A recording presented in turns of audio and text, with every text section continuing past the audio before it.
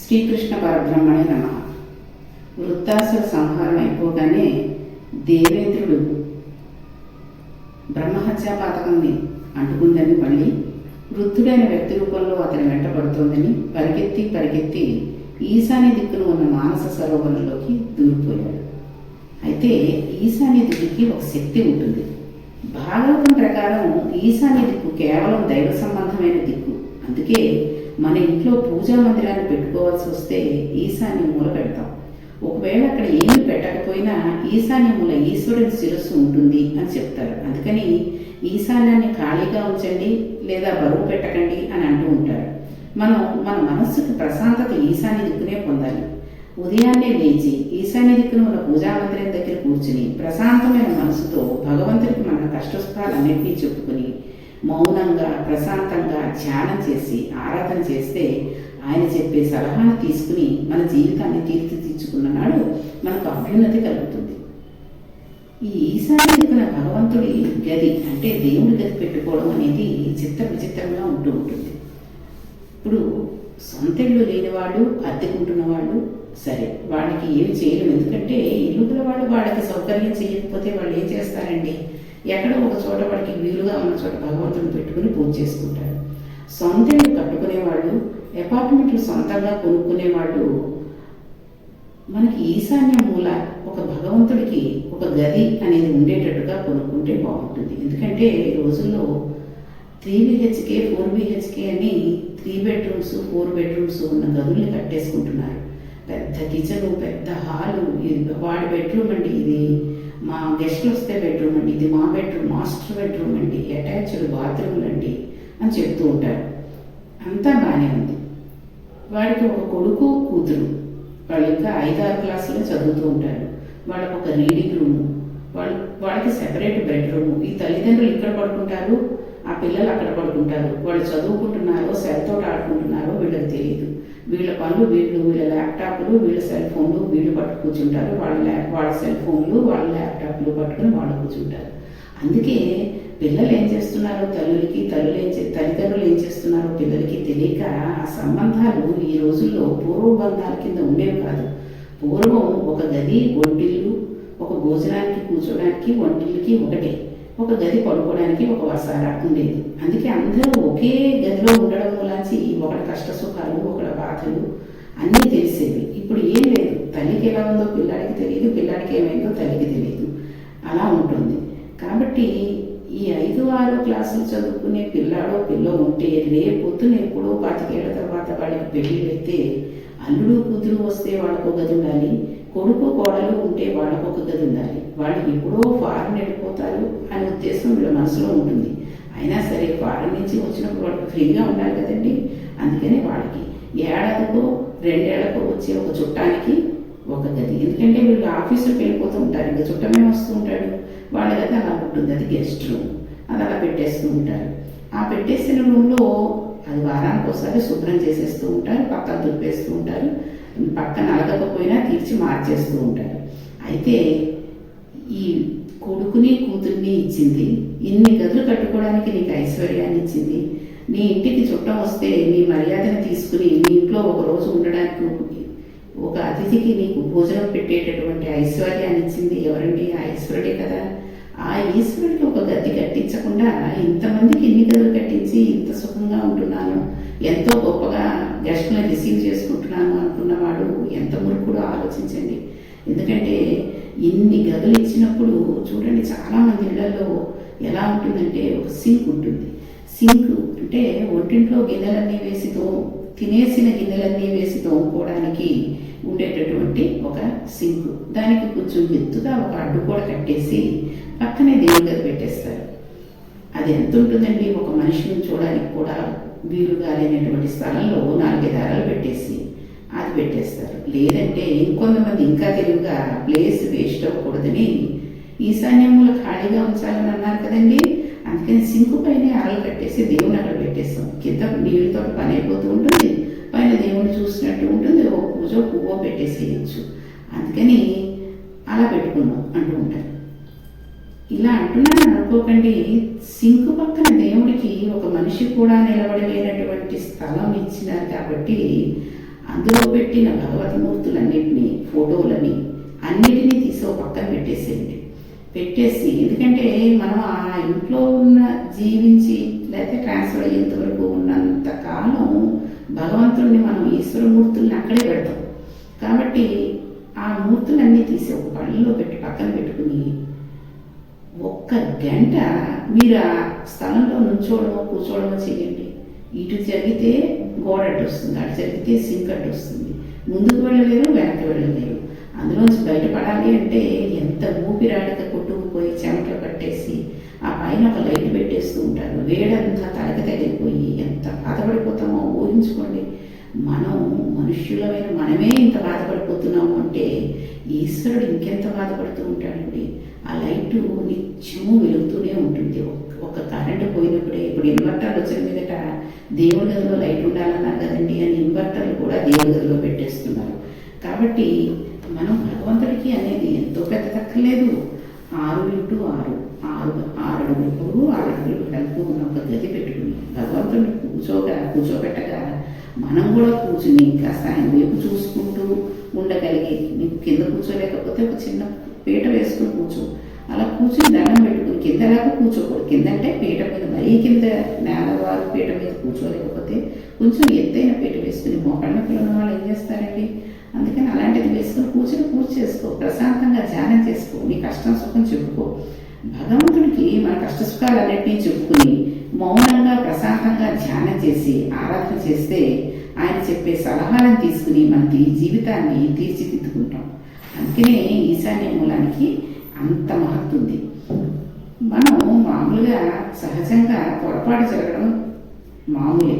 ఏదో ఒక పొరపాటు తెలుసో తెలియకో చేస్తూ ఉంటాం, లేదా ఒక కష్టము వస్తూ ఉంటుంది.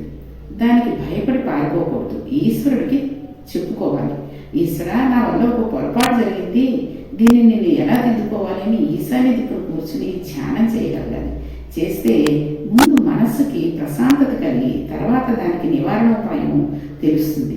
అందువలన భగవంతుని అనుగ్రహం కలుగుతుంది. ఆయన ఏ రకంగా చేస్తే జరుగుతుంది, ఈ విషయం, ఈ కష్టం తొలగిపోతుంది అనే విషయాన్ని మన మనస్సుకి కలిగేటట్టుగా, ఆలోచన కలిగేటట్టుగా చేస్తాడు.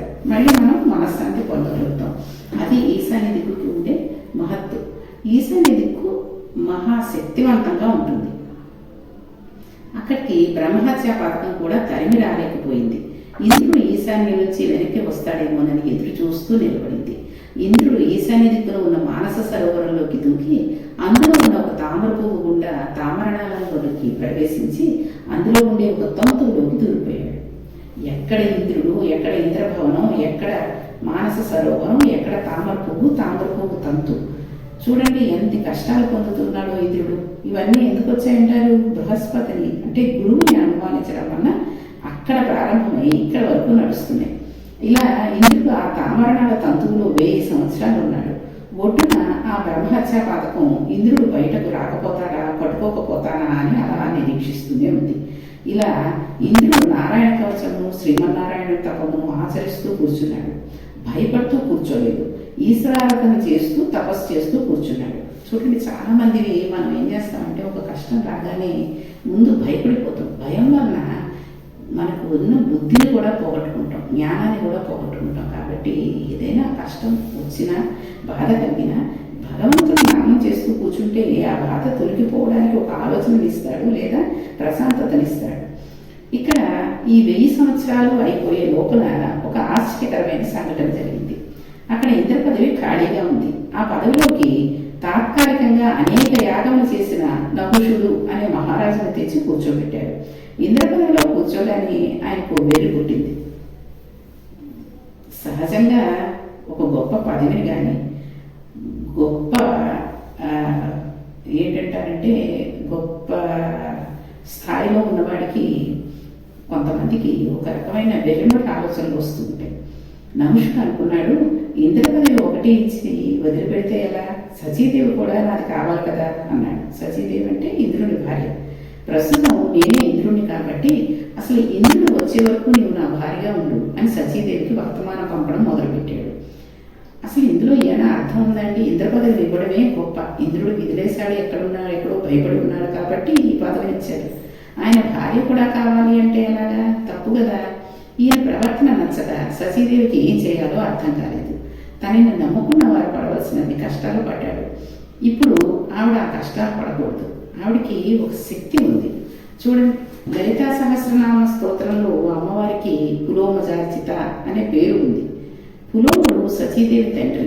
పులోముని కుమార్తె అయిన సతీదేవి చేత నిరంతరం లలితాపరా భట్టారిక అర్చించబడుతూ ఉంటుంది. భార్య చేసే పూజ వలన భర్తకి అభ్యున్నతి కలుగుతుంది. అందుకనే ఆయన ఇంద్ర పదవి ఎందు ఉన్నాడు. చూసారా, భార్య చేసే పూజ అంటే నోములు వ్రతాలు చేసినప్పుడు ఎంతో జాగ్రత్తగా మంచి మనస్సుతోటి ప్రశాంతంగా చేస్తే ఆ చేసిన ఫలితం భర్తకి ఆయుష్ని ఐశ్వర్యాన్ని వృద్ధి చేస్తాయి. అందుకనే పుణ్యస్త్రీలు భార్య పెళ్ళైన పిల్లలు ఆడవారందరూ కూడా చక్కగా అలంకరణ అంటే మేకప్లు చేసుకోమని కాదు, కాస్త చక్కగా తలదూకుని మంచి చీర కట్టుకుని బొట్టు కాటిగా పువ్వులు పెట్టుకుని గాజులు శుభ్రంగా వేసుకుని చక్కగా పుణ్యస్త్రీ అని చూడగానే తెలిసేటట్టు ఉండాలి. ఈ రోజుల్లో ఏమైంది, జుట్టు విరబోసేసుకుని చిన్న చిన్న బొట్లు పెట్టుకుంటున్నారు. ఆ చిన్న బొట్టు దూరం నుంచి చూస్తే ఉందో లేదో తెలియదు. అసలు వాళ్ళు మనవాళ్ళైనా కాదా, పెళ్ళయిందా లేదా, భర్త ఉన్నాడా లేదా అనే విషయాన్ని కూడా మనం దగ్గరగా వచ్చి వాళ్ళ కాలమెట్టెలు లేకపోతే మంగళసూత్రాలు కూడా కొంతమంది రాత్రికి తీసేసి పొద్దున వేసుకుని పనంతా అయ్యాక చెమటకి పాడైపోతుంది బంగారం అనుకునే వాళ్ళు కూడా ఈ రోజుల్లో ఉన్నారు.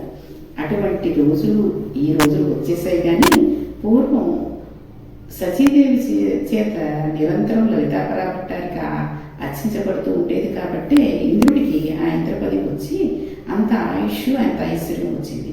అటువంటి ఆయనే ఇలా భయపడిపోయాడు అంటే ఇక మామూలు స్త్రీలు ఈ రోజుల్లో ఉన్నవాడు భర్తలు ఎలా ఉంటారు? దినదినగండం నూరేళ్ళ ఆయుష్లాగా ఉంటారు. ఈమె ఎంత ఏ దోషం లేదు కాబట్టి ఆమెను రక్షించడానికి అంటే సతీదేవిని రక్షించడానికి బృహస్పతి ఈమెకు దర్శనం ఇచ్చి, అమ్మా దీనికి ఒకటే పరిష్కారం, నీ భర్త ఏ మహాత్ముడికి అపచారం చేసి ఇవాళ దాగి ఉన్నాడో ఇలాగ వీనితోనూ ఒక అపచారం చేయించు. కాబట్టి నహుషుడిని సప్తఋషులు మోస్తున్న పల్లకీలో రా అని నీవు చెప్పు. నీవు నాకు భర్త అవుగానప్పుడు అని కబురు చేయి. కామోద్రేకంతో కళ్ళు మూసుకుపోయిన వాడికి అయ్యో ఈ పని చెయ్యొచ్చా చేయకూడదా అని ఉండదు. కామాతురాణం నభ్యం లజ్జ అన్నారు కదండి. అందుకని సప్తఋషులను పిలిచి మోయమని పల్లకి ఎక్కుతాడు అని చెప్పాడు బృహస్పతి. బృహస్పతి తెలివితేటలు ఒట్టినే పోతాయా? ఈ విధంగానే నహుషుడు సప్తఋషులు మోస్తున్న పల్లకి ఎక్కాడు. ఆ పల్లకి మోస్తున్న వారిలో అగస్త్య మహర్షి ఉన్నారు. అగస్త్య మహర్షి గురించి ఇదివరకు మనం చెప్పుకున్నాం. ఆయన మహాశక్తి సంపన్నుడు, పొట్టిగా ఉంటాడు. పొట్టివానికి కాళ్ళు కూడా పొట్టిగానే ఉంటాయి. అలా పొట్టిగా ఉన్నందువల్ల వాడు కాళ్ళు దూరంగా వేయలేరు, దగ్గరగా వేస్తారు. అడుగులు గబగబా పడవు. వాళ్ళకి కాళ్ళు పొడుగ్గా ఉన్నాయనుకోండి ఎక్కువగా దూరంగా అడుగు వేస్తూ ఉంటాడు. నహుషుడికి కంటకావరం కాకపోతే అంత ఋషుల చేత పల్లకి మోయించుకోవడం ఏమిటి, అగస్త్యుడు పల్లకి మోయడం ఏమిటి? అసలు నహుషుడు లోపల నుంచి చూశాడు. తొందరగా సతీదేవి వద్దకు వెళ్ళాలనే తాపత్రయంతో సర్ప నడు అని ఆయనను హుంకరించాడు. డొక్కలు తోశాడు. అంటే పాములా మెల్లిగా నడుస్తున్నామేంటి గబగబానాడని ఏమి అంకుశంతో పొడిచినట్టుగా డొక్కలో తోస్తే అగస్త్యుడికి ఎక్కడలేని కోపం వచ్చేసింది. పైకి చూసి అన్నాడు, చేయకూడని పని చేస్తూ మహర్షుల చేత పల్లకి మోయిస్తూ పుట్టివాడిని అడుగులు వేయలేకపోతున్న వాడిని ఆయన నన్ను సర్ప అన్నావు కాబట్టి నీవు సర్పమై కొండ చెలువుపై భూలోకంలో పడిపో అని శపించాడు. వెంటనే మనుషుడు కొండ చెలువై కింద పడి భూమి మీద కొండ చెలువుగా ఉన్నాడు. ఇప్పుడు మళ్ళీ ఇంద్ర పదవి ఖాళీ అయింది కదా, మళ్ళీ ఇంద్రుడిని తీసుకురావాలి. అప్పుడు దేవతలు ఋషులు అందరూ కలిసి మానస సరోవరం దగ్గరికి వెళ్ళారు. 1000 సంవత్సరాలు తప్పించిన ఇంద్రుని శక్తిని చూసి బ్రహ్మహత్య పథకం వెనక్కి తిరిగిపోయింది. కానీ పూర్తి నివారణ కాలేదు. అప్పుడు ఇంద్రుని తీసుకువచ్చి ఆయన చేత అశ్వమేధ యాగం చేయిస్తే శ్రీమన్నారాయణుడు ప్రత్యక్షమై పాప పరిహారం చేశారు. ఏది చేసినా భగవానుడే చేయాలి. మన సనాతన ధర్మంలో ఒక గొప్పతనం ఉంది.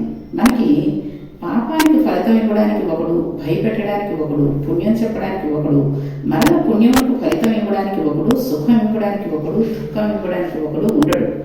ఒక్కడే ఈశ్వరుడు. కష్టం వచ్చినా ఆయనే, సుఖం పెట్టినా ఆయనే, బాధ పెట్టినా ఆయనే. భయనాశన అని విష్ణు సహస్రనామంలో ఆయనకు ఒక పేరుంది. భయాన్ని కల్పించిన ఆయనే, భయాన్ని నాశనం చేసిన ఆయనే. ఏది చేసినా ఆయనే చెయ్యాలి. మహానుభావుడు కదండి ఆయన. అందుచేత ఇంద్రుడు ఆ శ్రీమన్నారాయణ అనుగ్రహానికి నోచుకున్నాడు. బ్రహ్మహత్యా పాతకమును నివారణ అయి మరల వచ్చి ఇంద్రపదవిలో కూర్చుని సంతోషంగా గురువుని సేవిస్తూ కాలం గడుపుతున్నాడు. ఇంత ఇంద్ర పదవిని అలంకరించిన వాడే గురువు పట్ల అమర్యాదగా ప్రవర్తిస్తే ఇన్ని కష్టాలు పడ్డాడు. కాబట్టి మనం ఎల్లప్పుడూ గురువుల పట్ల చాలా జాగ్రత్తగా ఉండాలి. ఆ గురువులు ఏమీ మన డబ్బు కోరుకోరు, మన ఐశ్వర్యాన్ని కోరుకునేవారు కాదు. వారి పట్ల ఎప్పుడూ మర్యాద తప్పకూడదు. ఎప్పుడూ వారి పట్ల మర్యాదతో ప్రవర్తించడం, వారు చెప్పిన మాటలు వినడం అనే మంచి లక్షణాన్ని కలిగి ఉండాలి. వాటి చేత మనం ఉద్ధరింపబడతాం. ఈ విధంగా ఆ ఆఖ్యానంలో ఉన్న అంతరమైన విషయాలను ప్రతిపాదన చేస్తూ వ్యాసమూలనాడు దీనిని పూర్తి చేశారు. చూడండి, గురువుల్ని అంటే ఈ రోజుల్లో కాలేజీల్లో ఈ ఇంజనీరింగ్ చదివే పిల్లల కంటే ఒక 2-3 ఏళ్ళు ఎక్కువగా ఉన్న వాళ్ళే లెక్చరర్ల కింద వచ్చేస్తున్నారు. అటువంటిప్పుడు వీళ్ళు ఏం చేస్తున్నారు, ఫ్రెండ్స్ అయిపోయాం అనుకో భుజాల మీద చేతులు వేసుకుని వాళ్ళతో కలిసి సినిమాలు, వాళ్ళతో కలిసి భోజనాలకు వెళ్ళిపోవడాలు. మామూలుగా గురువు గారి పట్ల ఉండే మర్యాద గురువులా ఉంచుకోవాలి. అంతేగాని వాళ్ళు గురువులు కూడా అలాగే ఉన్నారు. కొంతమంది గురువులంటే ఆ పిల్లల చిన్నతనంలో లెక్చరర్లు అయిపోయాము నుంచి వాళ్ళు కొరతనాన్ని వదలట్లేదు. కాబట్టి ఈ వృత్తాసుర చరిత్రలో మనకి గురువు పట్ల ఎటువంటి మర్యాదలు చేయాలి, ఎలా ప్రవర్తించాలి, ఆయనకి ఎటువంటి శుశ్రూష చేయాలి, తర్వాత బ్రహ్మహత్యా పాతకం చేయకూడదు అనే విషయాన్ని, ఆ చేసిన ఫలితాన్ని ఇంద్రుడు ఎవరి నలుగురికి ఎలా ఇచ్చుకున్నాడు అనే విషయాన్ని, తర్వాత ఒక పదవిని ఇచ్చినప్పుడు దానితో తృప్తి పడకుండా ఇంకా వేరే వేరే ఆలోచన చేస్తే నవశుడులా ఎలా అయిపోతారు అనే విషయాలన్నింటినీ ఈ వృత్తాసుర చరిత్రలో మనం తెలుసుకున్నాం. కాబట్టి ఇక ముందు నుంచి తర్వాత ఈశాన్యతకు ఉండే మహత్తు గురించి ఈ విషయాలన్నింటినీ మనం ఒకసారి మననం చేసుకుంటూ ఇక ముందు ఇటువంటి తప్పులు చేయకుండా చేయాలనే ఉద్దేశంతో ఈ వృత్తాసుర చరిత్ర మనకందరికీ మహర్షి అందించారు. ఇక ఈ షష్టమ స్కందం ఈ రోజుతో అయిపోయింది. రేపటి నుంచి సప్తమ స్కందంలో ప్రహ్లాదోపాఖ్యానం గురించి తెలుసుకుందాం. కాబట్టి ఈ రోజుతోటి ఈ పారాయణాన్ని ముగించి రేపటి నుంచి ప్రహ్లాదోపాఖ్యానం వస్తుంది. సప్తమ స్కందం అంతా కూడా ప్రహ్లాదోపాఖ్యానమే ఇచ్చారు మహర్షి. అంటే ఆ ప్రహ్లాదోపాఖ్యానానికి ఎంత ప్రాముఖ్యత ఇచ్చారు అనేది మనం తెలుసుకుని దానిని శ్రద్ధగా వినడానికి ప్రయత్నించేద్దాం. శ్రీకృష్ణ పరబ్రహ్మణే నమః.